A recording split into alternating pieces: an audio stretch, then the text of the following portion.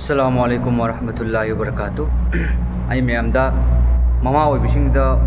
नुस्का हाय तारे वाही अहुमतंग हाइजगे मसी नुपी ओइबि खुदिंगमकना हाइतबसु यादबा अदुगा तौबदब याद्रबा तंगाइ फदबा अदुगला वफमसिंगनि मरमदि ममा हाइबसि दुनियादा अफबा मचागिदमक्तदि मा यामना जिम्मेदारी ओयेबा।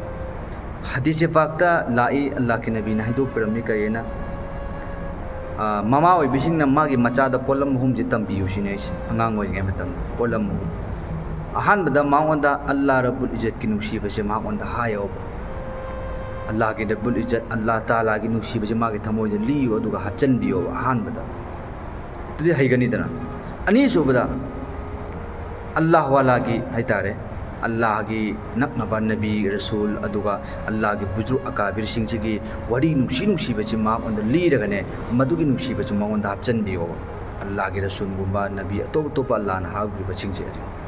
अहुम सुबदा कुरान शरीफ की नुसीबसे मागे थमोइदा हचनलो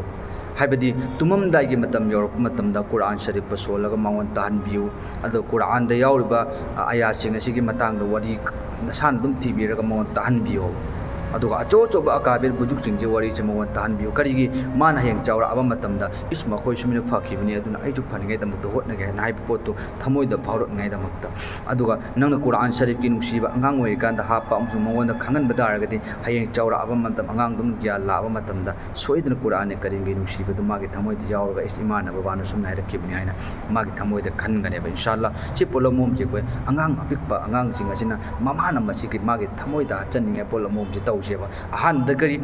अल्लाह रब्बुल इज्जत की नुसीबा अल्लाह की चावगनबा अल्लाह की मतिक मगुन ममा अदुन लीरगा मचादा तोयना ताहनजेबा अनीसुबदा करम्बा ताहनगने है मतमदा अल्लाह वाला की नुसीबा अल्लाह की नबी की नुसीबा रसूल की नुसीबा अमसुंग अतोप अतोप अकाबिर बुजुग सिंहजिगी नुसीबसे मगोन वरी लीरगा ताहनजेबा अफब सिंहजे अहुम सुबदा कुरान शरीफ की मतिक मगुन अमसुंग मागी नुसीबा मागी सोनबगी कानबा मागी वहयिन मागी मयेक सिंहजे ममा अदुन मचादा हचनबियो इंशाअल्लाह पोलमोंगसे मचादा हयननिंगाइगो होटनाजेबा अदुइ तारगा अंगांग दुन हेंग चाउरप मतमदा अल्लाह तबारक ताला की दमक्ता मा थबुक तौ मतमदा मागे थमोइदा सै हाइकिबदो अदुगी मतुंगिना तौबा ngamganeba